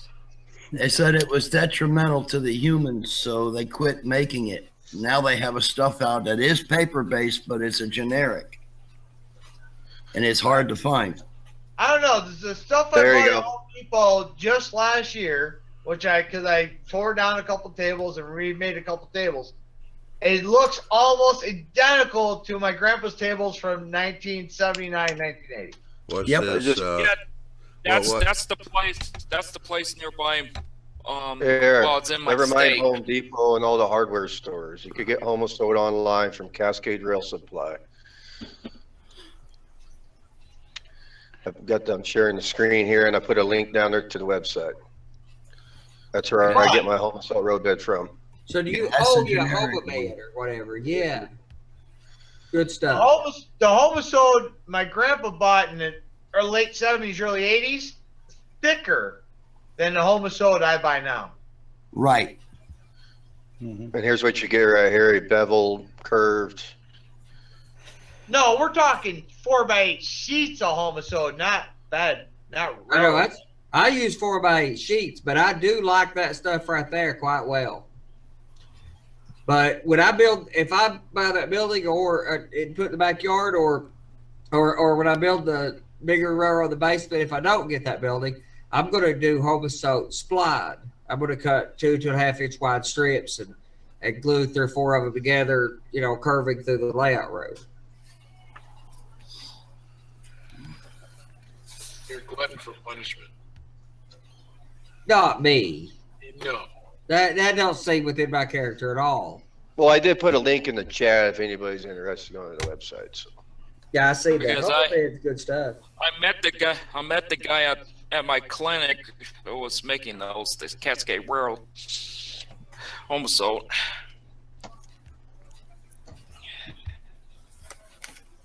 He gave me one of his business cards, so Andy, you're in California, right? Tennessee. Yeah. Or no, Kentucky. The accent's a dead giveaway, right? I'm an upstate New York guy too. Can't you tell? Yeah, right. All right, so I'm a little south of there. So now up here in upstate New York, they use homosode to make movie rooms and soundproofing rooms, and That's where I found it years ago. Is my dad was a building contractor, but also into music, and he run a studio in his later years as he was retired. And he was doing some studios and putting homosode up, and I was like, man, that's awesome. So I started hearing. That's about when I started hearing of modelers using it too. Yeah, we used to use it in organ chambers for the pipes back years ago too, but now we have to use that concrete slab stuff, 4x8 sheets, Bicore. because we can't get the homosode anymore. Yeah, what do you think about the Bicore? Because I've had high hopes of it being available. It's available, but expensive. Yeah, but you can get it in different thicknesses up to an inch and different densities. They've got 5 densities, 1, 2, 3, 4, 5. Different densities. So you could get, it would get it to the right to where it would hold spikes, but still be quite stiff. Because sometimes homosode can have soft spots in it. Got to drill holes in it in order to get your screws in, or it'll fracture it. Oh, We use 3/4 inch at number 7 density. Oh, they got more than 5 entities then. Yeah, it goes to 10. Okay. Homicide ain't cheap. At least here, it's not expensive. It's not like drywall. No, I pay. Well, actually, speaking of drywall, wood, I pay about $30 a sheet for homicide. Yeah. But it goes pretty far. I built my whole railroad with 2 sheets, and I still got a pretty good lot of a sheet left. And I built, but I have ended up using about 3, maybe 4 sheets by the time I'm done. Second is that there was another part of that. Never mind. I'm busy. I don't remember what it was. That's unusual for you. I know. Normally I'm on point, but I'm getting frustrated with this. These 3D printed parts will not glue with MEK, so I'm. Nah, you know what I use is Gorilla Glue. Canopy glue. I'm using canopy glue on them right now, but I probably should be using this Eileen's actually. I'm a big fan of Eileen's. That's good stuff too. Eileen's tacky glue. Yeah, but it stays tacky. Yes, and it has the tendency to, to kind of push out like a caulk would and leave a little bit of an edge. And if you go tack at it with an X-Acto knife, you'll pull every bit of the glue out from under the thing like it's a piece of chewing gum. So Eileen's is good for scenery, really good for trees and stuff. But I like canopy much better for most things. I tried to find the right glue for our wood structure build we're doing. I ordered a bottle of, per Johnny's recommendation, as is the typical thing in our community. Everybody just loves to spend each other's money. So Johnny talked me into buying the equivalent of this. This is the plastic. Faller Expert for plastic. Yeah, the one you want's Faller Expert Laser. Yep, I ordered a tube of it to try. So we'll see how that goes. Yeah, I looked at the store and they got 2 different ones now, but it turned out that second one that they've got now on the shelf, it's faster curing than the Expert. So is that the Super Expert or something like that? Yeah, Super Expert. Yeah. And the whole point behind the Faller is that it has a little more, the MEK is fast. I got no problem with MEK. I love working with MEK. It's fast as grease lightning. To use one of my upstate southern slangs. Upstate slangs. It's fast. What the Faller does for you is gives you a little working time. Yeah, the Expert gives you about 15 seconds working time. Yeah. On plastic. Expert's for plastic. Super Expert, I haven't got any of it, but I was reading the package. It's faster drying, so it's more like a CA. Right, it's like it was MEK. Huh? But the laser, the Expert laser, that's the one that's made for wood, paper, and stuff like that. And it's fast. Whereas when I first did the few wood structures that I started on, I used CA. Sets up fast, it's fine, it's good. It would be great for our show next year. But it doesn't hold up. It gets brittle, and I have to go back. I'm not and it's probably okay because I well brace my structures, but I much prefer to use wood glue on them. But you can't do that on a 1-hour show. Well, I'm going to use the Expert laser. It's you got about 15 seconds working time with it, so you can get the parts in the right position before it really, starts tacking up and curing out. Yeah, and you can still move on. So you still have to let it sit and cure for a few hours before it's completely cured out. But you can still work on for the purposes of the show. We'll do it. So have you ever tried the glue? I forget what the glue I was using. I accidentally almost glued my mouth shut earlier. It was that's the local manufacturer, wood kits. It's Portland Locomotive Works. That's what they recommend in their clinics. They give out to the division. It's a CA though, right? It's a cyanogen adhesive. It might be. I don't know.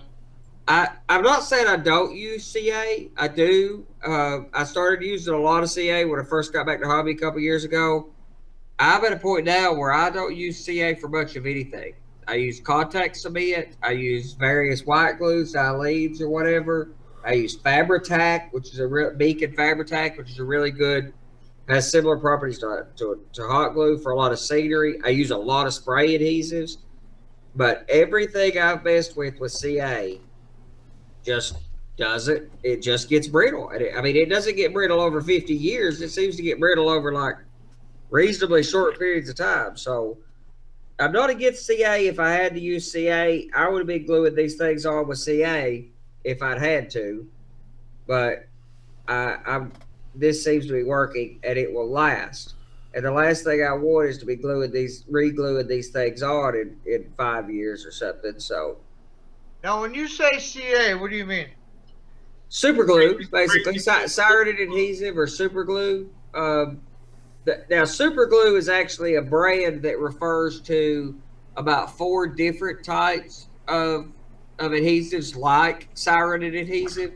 There's a few different kinds that come under the same brand as super glue. Generally, when we're talking about super glue, they mean CA. CA is typically a medical grade, surgical grade glue. Although, if you buy it for home use to glue a coffee cup together with, it's probably got more impurities in it, and I would recommend that Newcastle not glue his mouth shut with it necessarily, even though there's some comic value there. But from a medical perspective, it's probably not good enough for that. But the problem is, it's great in the short term. If you cut yourself, a little bit of good brand CA is awesome. It'll seal that up in a heartbeat, and it's a lot better than Band-Aid, less scarring. That's what it was invented for. But on your layout, it tends to get brittle over a period of time, and especially in my experience on wood things, it gets brittle. It's probably because of the expansion and contraction. And next time I use knife, next time I use a little knife to cut something, I'll use it. Yeah, CA is good for that. I use it as a Band-Aid replacement too. Band-Aid makes liquid Band-Aid, but it's more like a latex or something. But I like the super glue. But I had to glue those 2 insulators on top of that little sucker, and they're small. Yeah, I actually want to. I've seen the 3D stuff like printed out at the local company. So I want to have Edwards design me these railroad lanterns. I can only find them in HO. I can't find them in no scale. And I want to put an LED in them. I can't find them in no scale. I can only find them on HO on it, shapeways and different stuff. Well, let me show you what I got with this 3D printed, these telephone poles. So I wasn't happy with everything I had tried with telephone poles. So I got the smallest beads I could find. Let me see if I can see. I got the smallest beads I could find. Semi-transparent. Actually, it looks better like that. Semi-transparent green, like what I see the insulators, years ago when I was coming up. Some of those were still left. They were semi-transparent green glass. They're okay, but the shape and the size, they're too large, and they're a bead, and they look like it when they're up close. And what I wanted him to do is send me the files. Those are 3D printed. To my local company. All right, Andy's got it right now, Newcastle. Yeah, I can see that. I can see it. I'm just saying. That's the best right there for that. They're 3D printed. They're frosted ultra detail FUD, so they're semi-transparent frosted plastic. So they're white, but they're frosty looking, semi-transparent. Actually, the camera does a pretty poor job of showing how transparent they are. So I threw a whole bunch of these things in a cup of dilute paint. Again, if it hadn't worked, I would have blamed it on Johnny since it was his bright idea. But I just threw a bit of cup, left them for a day, and they, for whatever reason, the paint adhered that way. So I took them out. They're green. They look like, This is it's a commercial wood basically that Osborne Models, which makes really good stuff. That's their pole, and then it's not their pole; it's their tops. It's stuck on a skewer, and then the beads with a Selvin models, or Sullivan rather, detail part for the transformer, which was better. Those 3D printed little things, man, they look great in person. They're too small to really appreciate on camera, but they look great in person. And then I'll get this transformer. Shapeways, right? Yeah, they're Shapeways parts. Now, I am going to order a 3D printer. I did go ahead and buy CNC router, but I am going to buy me a 3D printer after I first year. I just got to find the right one. You'll never have time to do a layout with those two tubes. I mean, I'm going to. It's not going to take me that much time to get into all this stuff. I'm a computer guy by trade, and I went to school for architecture. So spending a little bit of time learning the software to do what I'm going to do with a router won't take too much time. But I'm just going to do walls and stuff. And I mean, I want a laser cutter. So my goal in the next few years, my goal for 2017 is tools. So yeah, I'm building a laser cutter. I want to this coming year in 2017. I've got my CNC router. I want a 3D printer and I want a laser cutter. At least those three, and I'll probably get a Cricut. Yeah, it's inexpensive. Here's what the lanterns I was talking about that I want him to. This is the HO switch, and these are the switch lanterns. Do they not make them in HNO? Nope. Okay, just message that guy. Message that League 123 guy and ask him to blow it up for you. That's easy for him to double the size and upload it again. Yeah. A lot easier than redrawing it from scratch. It might be something. It's just Yeah, something. Just message him and ask him to double it. And all these guys are hobbyists. They're all doing, obviously.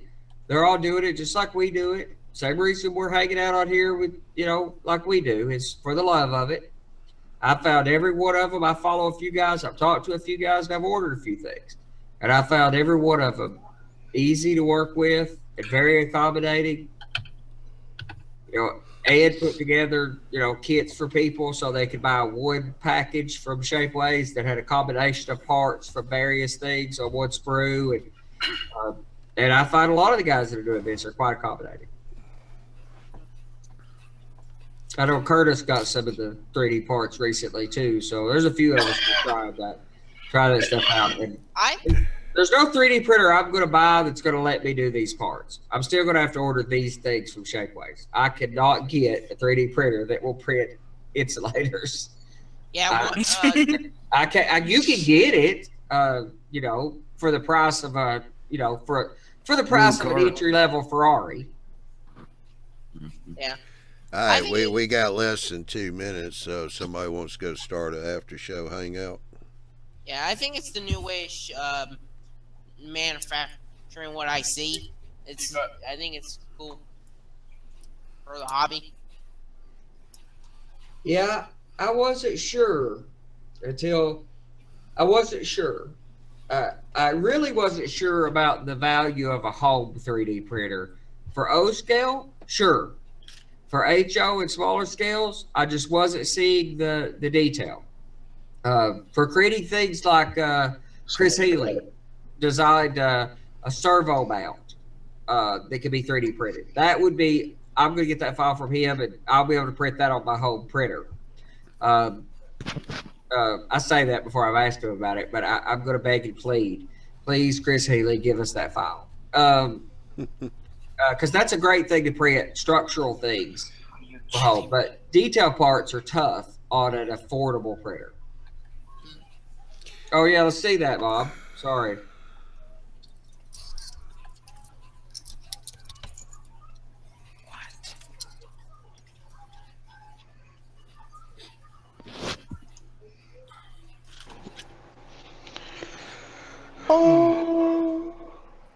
Working on the second one. Alright, where I do with my file?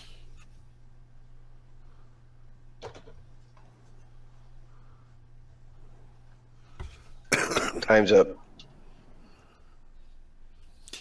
Yeah. I thought Andy asked somebody a question. No, I think I was just being stream or something. I do that. Oh, it is 11 o'clock or midnight, whatever you are.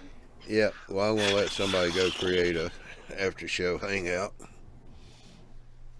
If you didn't watch the Saturday live show, we made an announcement there. Hang on a second.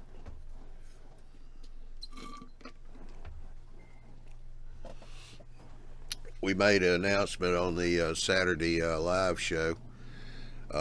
Next year we're starting up a new show. It'll be coming in on Tuesdays, and we're calling it the Fine Scale Bill, so you want to check in on that. It'll start on in February. What is it, February 7th, I think? No, it's February the 14th. I was thinking it was Feb 21 when we start that show. Huh? I think it's Feb 21. All right, hang on a minute. Let me get the official schedule book out here. Yeah, that's our first show. We're gonna post right away. Right after Christmas, we're gonna post. February 7th. Okay, February 7th. That's good. Don't make it the 14th, or you'll have everybody's wife angry with you. That's yeah. Wife or girl. It'll be February the 7th. It's going to be the first show of the Fine Scale Bill.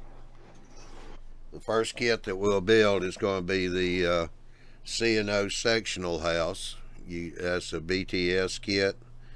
The part number on it was 27654, I think, right off the top of my head. We will be posting up a list of basic tools to use with that kit. People in the show is going to be Andy here, Miles Hale, and Barry Rozier. He'll be in the show too. And they're going to start building that kit, coming out of the box. It'll be built several different ways. Each one's going to use their own style of building. So you get to see several different styles there. So we're looking at it be a really good show. So it's definitely going to be interesting. You can get the kit, build along, be able to ask questions in the chat, of the builders, so that you can get ideas from them. Make mistakes, you can let us know so we can help you correct those. If you're not making mistakes, you're not learning. It's from what I hear tell and my experiences have been. It's for all of us. So we've had another good show tonight, and it's already the witching hour, so we're gonna wind this one back down. Want to say keep checking in on the YouTube modelbuilders.com website for all the latest news and info on Tuesday night presentations, the eMag, and the live show schedules. The live show is once every month. That's usually the third Saturday of the month. The eMag is bi-monthly. Last issue for 2016 came out November. They have a new issue coming out in January of 2017. JD and all of his crew do a great job on that magazine, so you want to check it out. It is a PDF. You can go website, sign up for the email on that to get it when it comes out. Tuesday presentations are twice a month now, usually the second and fourth Tuesday, but because of schedules and all, we do change the Tuesday nights up, so be sure and check the schedule just to make sure of the Tuesday night shows. And Thursday hangouts are every Thursday of the week. All shows are 8 o'clock Central, 9 o'clock Central, 10 o'clock Eastern time. So check your time zone. Make sure you, if you want to watch it live, you can do that, or you can watch the recording. Because we do record all our shows, and they are put up on the YouTube channel, YouTube Model Builders.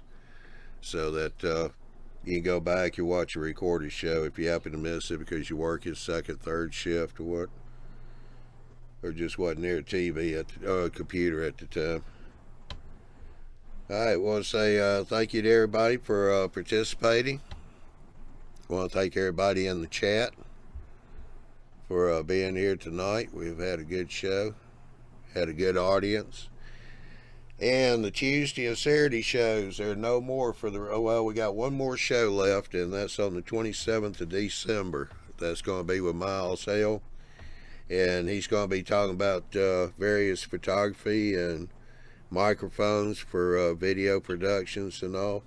It's going to be a good show. He's been putting that together here the past week or so, getting ready for it. That'll be on the 27th of Tuesday, so you want to check that one out. It's going to be a good one too. This is the last show now for until after Christmas. So I want to say Merry Christmas to everybody. Merry Christmas. Yeah, that's going to be this coming Sunday. And we'll just have one more Tuesday show and one more Thursday night show, and then we'll be into 2017. So good night to everybody.